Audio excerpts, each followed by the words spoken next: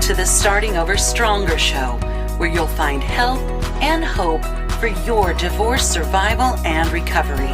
Divorce well, live well.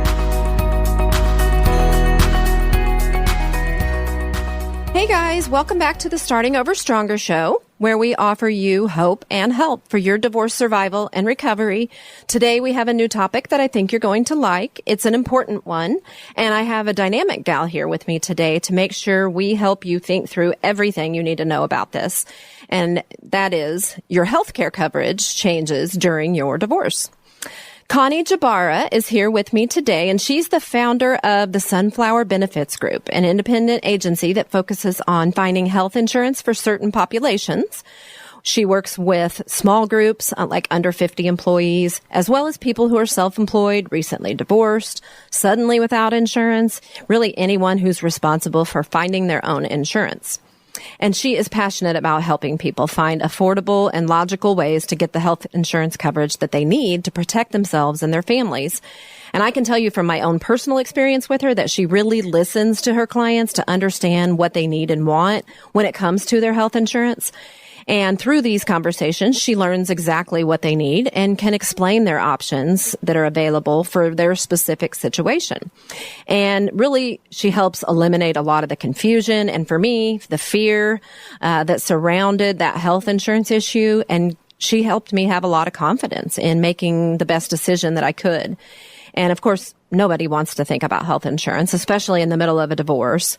And so Connie really just makes it her mission to research and find options that will provide coverage when you need it the most at a cost you can afford, which obviously is exactly what you need during divorce. And she really only works with A-rated companies and stands by her clients to help them navigate situations before, during, and after they've purchased coverage using her services.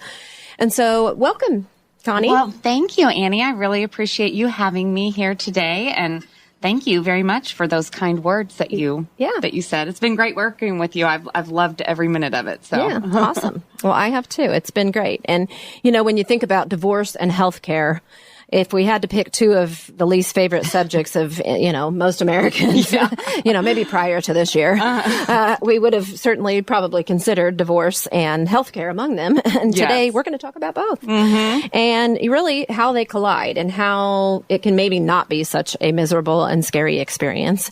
And so I'll just start by saying I met Connie early on during my divorce. I'm pretty sure it wasn't even final yet. But I already knew I was going to be dropped from, my ex's major medical plan through his employer. And so I knew I had to come up with something. And I have some different approaches to my healthcare that aren't necessarily traditional in America right now.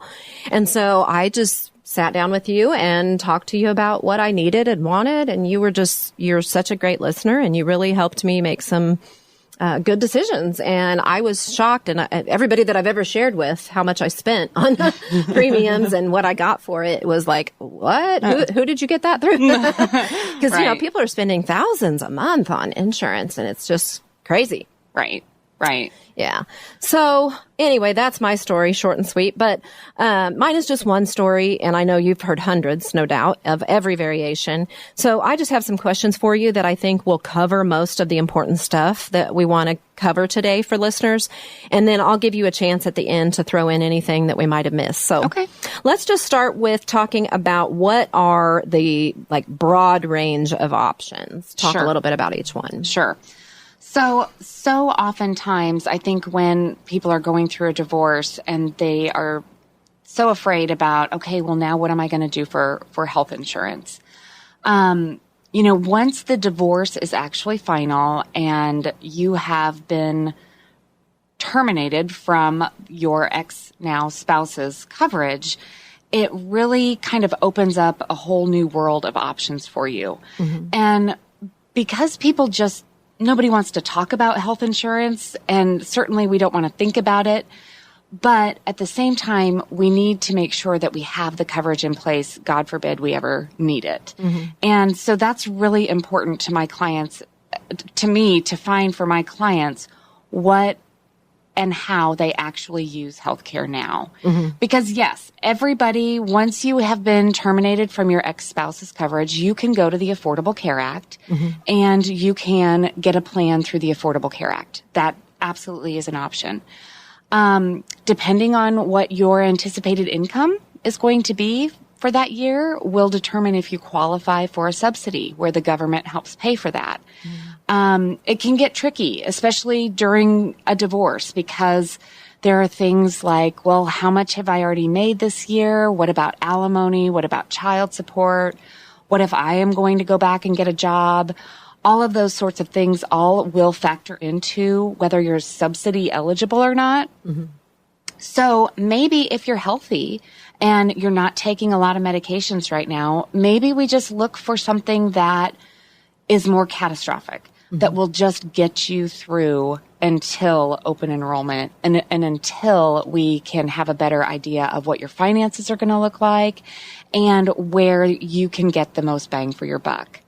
There are absolutely plans that will offer your preventative wellness, take care of your annual physical exam, a mammogram, even a colonoscopy. And we can find those options if that is what you need. But if you've already had those things done so far this year and so you don't need them anymore, let's just get creative and think about ways that we can get you the coverage that you need, but maybe not have to break the bank to have you covered. If you, so it's, that makes sense. Yeah, it's just really about finding out, because everyone's situation is different. And everyone uses healthcare different. And also everyone has different expectations of what their health insurance should or what they think that they want it to do for them. So I just really like to get to the bottom of all of those ideas so that we can make sure that we put you in a plan that's going to fit your needs. Okay, that makes sense. Now, when I'm thinking about the broad range of options, I'm thinking about like when you have, you mentioned the Affordable Care Act as one. I'm thinking of my piece together thing as another. There's direct primary care. There's the catastrophic plans. There's, separate supplemental dental vision plans. There's medical I'm cost assuming sharing. There's okay, all kinds of different options. Okay. So I don't know if that's something you could just summarize or not. Maybe there's just too many to be able to summarize what all your options are. Sure. Because it really is so personalized, I guess. Yeah, it really is personalized. So, you mentioned direct primary care first, and I am a huge proponent of direct primary care. What direct primary care is it is physicians, typically primary care physicians or family medicine physicians who have decided to leave the hospital, insurance, medical office rat race.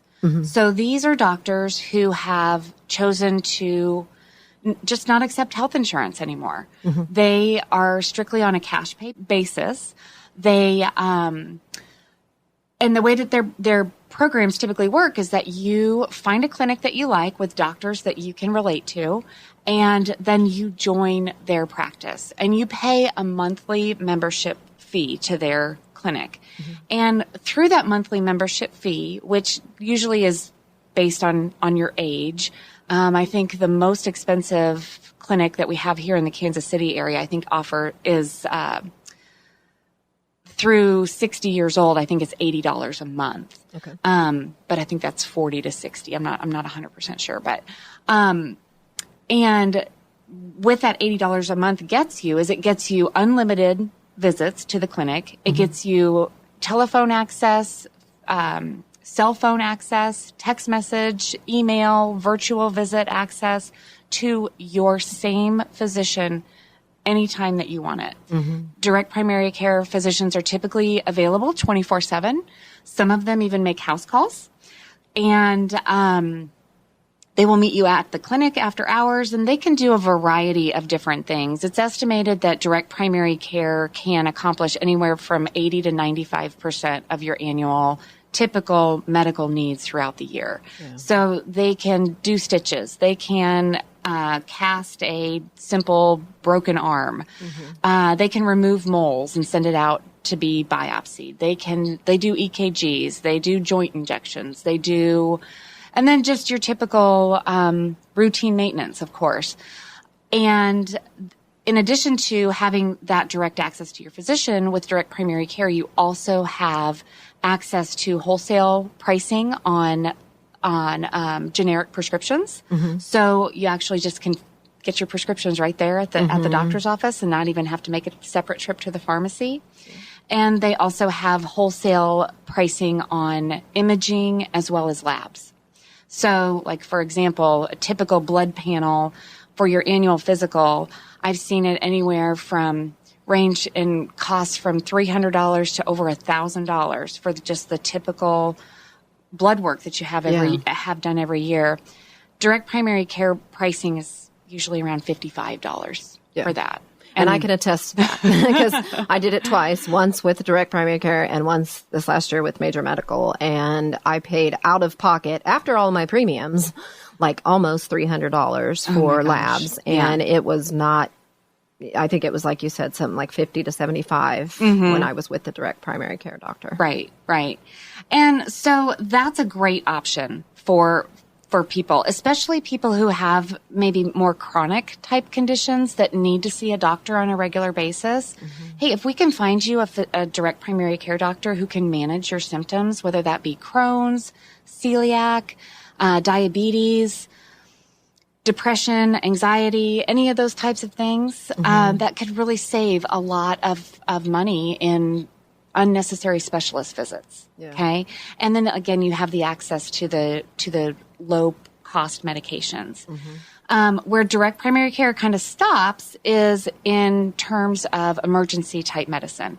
So your direct primary care doctor is not going to remove your burst appendix. They're not going to meet you at the clinic on a Saturday night to do that surgery. Or if you've got a bone that's sticking out of your arm, they're not going to do that. So while I'm all in for people having a direct primary care membership, there still needs to be some sort of catastrophic type coverage that, God forbid, someone ends up in the emergency room or someone gets hospitalized for COVID or anything like that. And so that's where we can pair one of those inexpensive catastrophic plans or even medical cost sharing with that. Okay. So, and then of course you've got the supplemental dental and vision to add to that. I forgot recently when I re-enrolled with you to think about chiropractic care because honestly, I go to the chiropractor way more often than I would go to a medical doctor, but I've just decided I'm going to find, someone that does cash pay and, has a reasonable rate for those adjustments and stuff. So right. You just piece together stuff like that. And I think that's the best part about working with somebody like you is because, we come into this just not even knowing what all of our options are and feeling like, you've heard the stories, people who are spending $1,000, $2,000 a month for medical care or insurance. And it's just, I don't, at that point that I'd talk to you, I'm like, I don't even know if I make that much. I can't certainly spend that much on healthcare. So, So, it's been a great experience just having somebody who really can help look at all the options and explore some non-traditional ways to meet the needs that the person comes with. Today's episode is sponsored by Sunflower Benefits Group. Benefit solutions for individuals, families, and small businesses. As a woman like you who once had to start over after divorce, I needed somebody in my corner to help me figure out how I was going to make healthcare work for me. I was faced with no longer being on a corporate plan like I had always been when I was married. And for me, I was also self-employed as a real estate agent and divorce coach. So there were no company benefits to lean into. And I hope you have that. But whether you do or not, you may need supplemental policies or just good old-fashioned advice from someone you can trust. Connie Jabara was that someone for me, and I know she can help you too. I still contact her anytime I need an issue resolved with my medical, dental, or vision insurance or health share, And speaking of which, if you prefer alternative or natural medicine, Connie can really help you problem solve with out-of-the-box solutions like health shares and connections to direct primary care doctors. The direct primary care doctor movement is one you want to know about if you don't already. These doctors do not participate with insurance and will see you in an unlimited manner for a very low monthly fee and give you access to reduced cost pharmacy and diagnostics. Whatever your insurance situation, I highly recommend a phone consult with Sunflower. Call Connie Jabara at Sunflower Benefits at 913-356-9494 or visit sunflowerbenefitsgroup.com. Please tell her you heard about her on Starting Over Stronger. Now back to the show.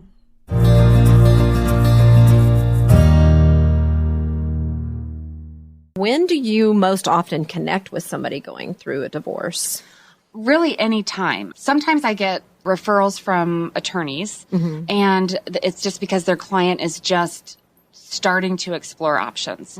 What do I want to do? Maybe they might even have an opportunity to do COBRA through their ex-spouse. And so just really exploring all of those opportunities and options. Okay. I typically tell clients that let's just stay on your ex-spouse's plan until they kick you off. And then as soon as that happens, then we'll find you something else. So, and a lot of times people don't know when that's going to happen. Yeah.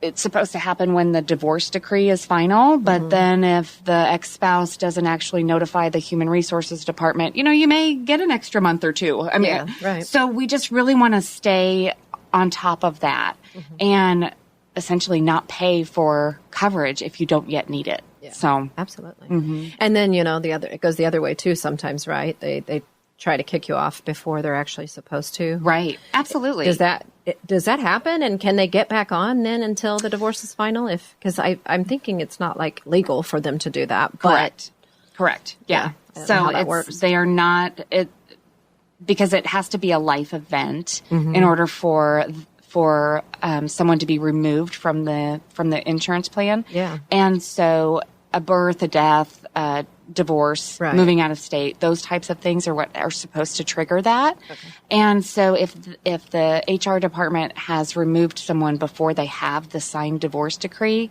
that's kind of a no-no. Okay. Well, I wondered, is it possible still? I don't know. I haven't known of someone that specifically happened to, but I'm curious because we want to prepare people for, what to expect if something like that were to happen. So, yeah. Okay. Well, so when you connect with someone contemplating divorce, or maybe they're in the middle of one, you undoubtedly encounter people that have some real fears about this issue. And sure, I'm thinking of three things that I bet will come up a lot, maybe with almost everyone. And if they don't, they probably need to. And one of those is just finding out what prescriptions they regularly take that they plan to continue to need to take. And maybe you would look specifically at, a plan that's going to have the best coverage for that. Exactly. Okay. Yes. So, prescriptions are huge. I love GoodRx. I think GoodRx is a great app. And a lot of these lower cost type medical plans that we've been talking about today really don't have great prescription coverage.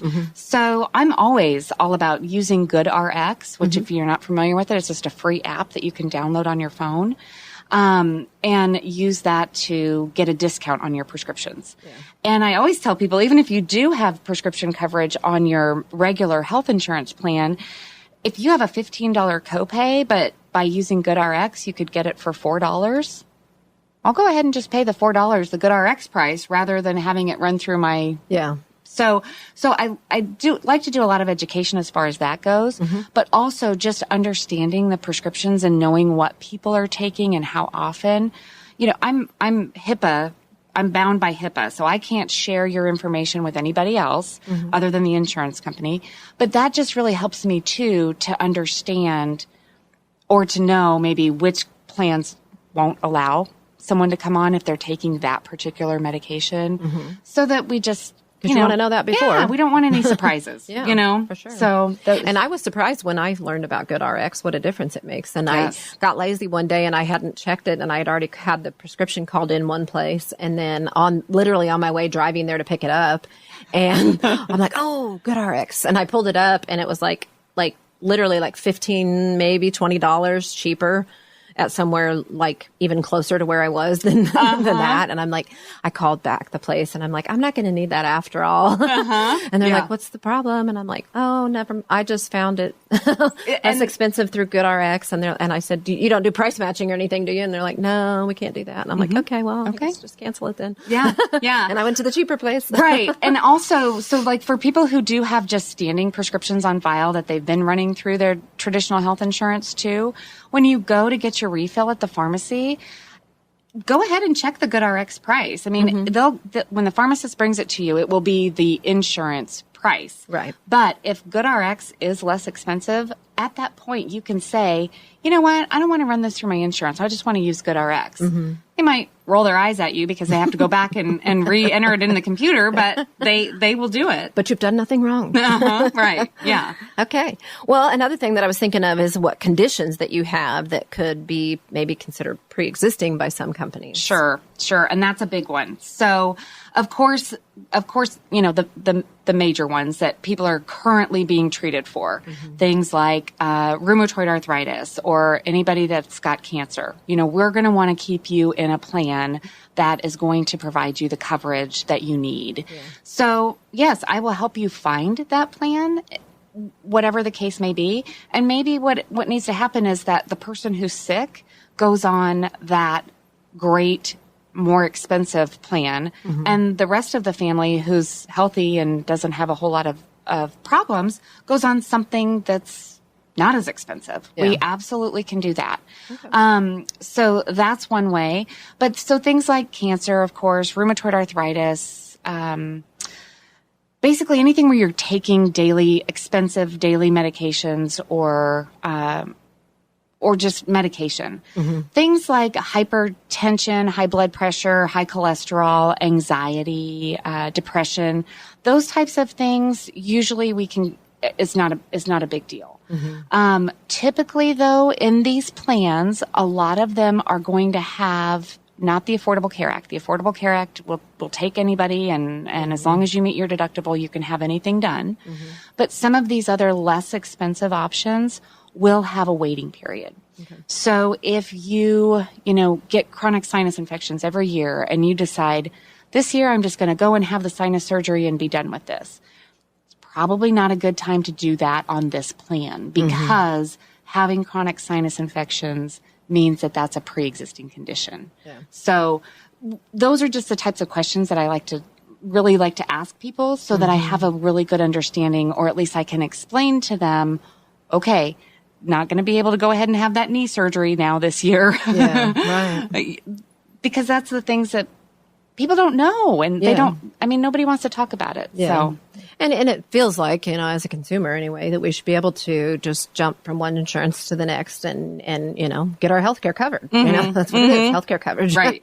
But there's so much red tape that you have to be cautious. So it's good that you address those issues. And I guess another one would be just like if they had a particular doctor, dentist, or whatever that they wanted to keep, if at all possible. Yep. Is there a way for them to explore those directories to see who's in network, who's not, with different possible options? Yes, that, and I think that's really important that that people are able to keep their doctors. So when we kind of narrow down what plans might be a good fit, that is definitely something that we need that I always want to take a look at. Send me the names of your doctors. Send me the dentist, the eye doctor. If you want to make sure that you can use Children's Mercy or KU, those are the things I want to know, because I want to be able to check those networks so that there's no surprises. That's the biggest thing. Nobody wants a surprise when it comes to their health. Yeah, so for sure. Well, is there, earlier when I was asking you about connecting with people when you do, during a divorce, my thought was, is there a best time for making these healthcare changes during divorce? And you kind of addressed that. You said, stay on what you're on as long as you possibly can. Mm-hmm. But other than that, is there any like best time or timing issues that are important to consider? Oh, sure. I mean, especially as you're going through like the settlement stages and trying to figure out alimony and different things like that, to just have a good idea of what your healthcare costs would look like. We can look at that at any time. So we can at least run some quotes and get some ideas of what you're looking at. But that doesn't mean that you have to enroll right then. Right. Again, I don't want you to enroll until you actually need it. And there's no reason to pay for double coverage. So, Okay. That okay. makes sense. Yeah. Well, it's not a real complex thing. It's just big and scary. And so, that's really all that I had thought of in the way of questions, but there may be lots more that we need to explore. Was there anything else that you had thought of that it would be important for somebody going through a divorce to know? I think really just making sure that you have someone that you can turn to that is really going to listen to you, to make sure that that person, whoever it is going to find the right plan for you to get you through this difficult time. That's the last thing anybody wants, is to have a surprise with their health care, and certainly not during the stress and all of everything that goes into going through an actual divorce. Yeah. So having someone that, again, really just listens to you and will stand by your side. So I tell my clients all the time that, if we put you in a plan and it's supposed to pay for your preventive medicine, your annual physical, but then you get a bill from the doctor's office, call me, because that's not supposed to happen. And so if it does, we need to get to the bottom of that. Maybe it got coded wrong at the doctor's office. Maybe the insurance company made a mistake and kicked it out accidentally. But let's get to the bottom of that and find out why those things are happening. Because, again, People don't like insurance because it's complicated and confusing and all of that. Yeah. So, but I just really want to try to help people get the best health care. And health care is not health insurance. Yeah. Okay. Yeah. Health care without breaking the bank. So. Awesome. Well, I just want to say thank you again, Connie, for your help during my post-divorce healthcare challenges. I use the word challenges lightly because you honestly gave me so much peace with how you helped me explore what I needed and wanted, and you found such affordable care for me that it just suited what I needed so perfectly that it didn't really even feel like a challenge. So thank you. Well, good. I'm glad. And I'm certain our listeners today got some great ideas and reminders as well. If any of them want to get in touch with you, what is the best way for them to reach you? Sure. They can go to my website. It's Sunflower Benefits with an S on the end, as in plural, group.com.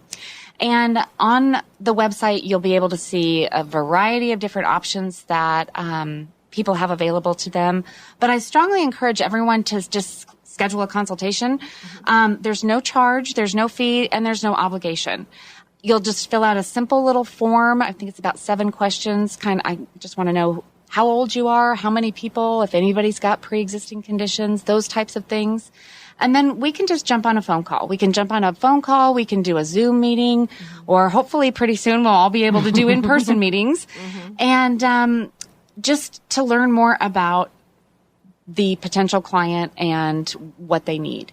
So, like I said, no cost, no obligation. Let's just explore and see what's out there for him. Okay. Well, great. And I will also include Connie's contact information in the show notes, so look there if you missed that. And as always, if you need personalized divorce coaching, you know where to reach me, Annie, at startingoverstronger.com. And I hope this was just what you needed today. It's very encouraging and practical, useful information. So listeners, thank you for joining us. And remember, as you continue to dive into these divorce, survival, and recovery topics with me and my expert guests here on the Starting Over Stronger show, the takeaway for every topic is that, like a massive ship on open waters, you can make even a 1-degree turn in your life and your divorce or with your kids or whatever. And as a direct result of that, very slight correction, end up in a totally different destination. There are people and resources who want to be your life preservers during this storm, so do reach out. And please tune in for more great info in future episodes. Subscribe, follow, and share this podcast with anyone you know going through divorce. They can pick and choose from the topics of importance to them or listen to them all to find the hidden gems that will help make their divorce more bearable and less devastating. We are here for whatever you need for help during your divorce and hope as you are starting over stronger. See you next time.